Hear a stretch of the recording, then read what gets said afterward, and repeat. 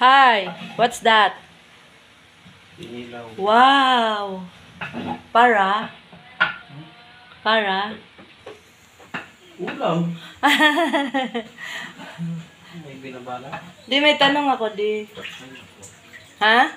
Ayan mga tanong. May nagtatanong. Hmm. Ha? Ano daw dapat gawin sa ano? Sa tawag dito. Hindi, yung isa muna. May nagtatanong kasi kung hindi ka ba daw nai-stress sa akin. Siyempre na-stress. Ayusin mo, lakasan mo. Siyempre na-stress. Sa anong paraan? Bakit? Parang may tupak pag ano. Ah. Ma-stress. At tapos, anong ginagawa mong pampakalma sa sarili mo pag na-stress ka na? Para kaanuhan din ng aral to ng iba. Anong ginagawa mo pag na-stress ka na sa akin? Nililibang ko yung sarili ko. Sa anong paraan? Pinakausap ko sarili ko. Hindi guys, kasi ano naman kasi Sabado ng gabi hanggang Linggo, Lunes hanggang Sabado na naman wala ditong daddy ko. Kaya naman kumbaga parang malayo kami. Lingguhan, Sabado ang uwi niya. Isang araw lang kami magkasama, lagi-lagi. Oh. Tapos nai-stress pa siya sa akin. Magkalayo na nga kami. Stress ka sa akin? Isang araw na lang, lalo na pag 7 araw pa. Grabe. Huwag kang magtanong. Now you know. Alam nyo na. Hindi nga. Bakit ka nai-stress? Sabihin mo nga kung ano yung mga dahilan. Kung bakit nai-stress yung mga lalaki, yung mga asawang lalaki, sa mga asawa nilang babae. Anong dahilan palagi?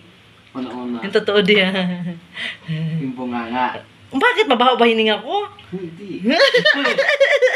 Nai-stress ka sa hininga ko? Ano? Ang magandang gawin, may pangtapal para ano. Parang aso, lagyan ng busal. Hindi, kami lagay sa tayo, bulak sa tayo nga pa di marinig yung ingay. Bakit? Anong ingay ginagawa ko? Ano ba yan? Ang dumi-dumi, ba't di ka naglilinis? Ako gagawa. Oo. Hala, grabe, hindi ko naman sinasabi sa'yo yun. Paparinig. Ayun, pinaparinig ko para kahit pa paano, ay, alam mo kung ba't ko ginagawa yun?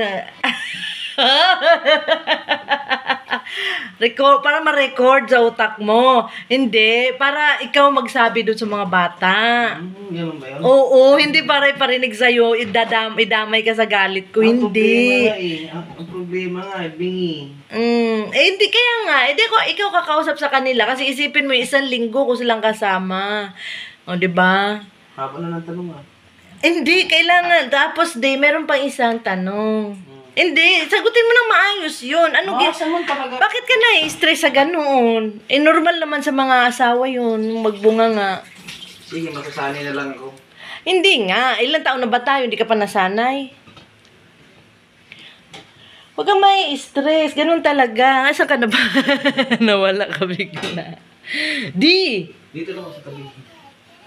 Okay na yun. Sagot niya. Hindi pwede. Hindi siya hindi fix. Yung ibig natin. Dali na, i-screw mo yung sagot mo. Dali. Oo. Hindi ako na-stress talaga.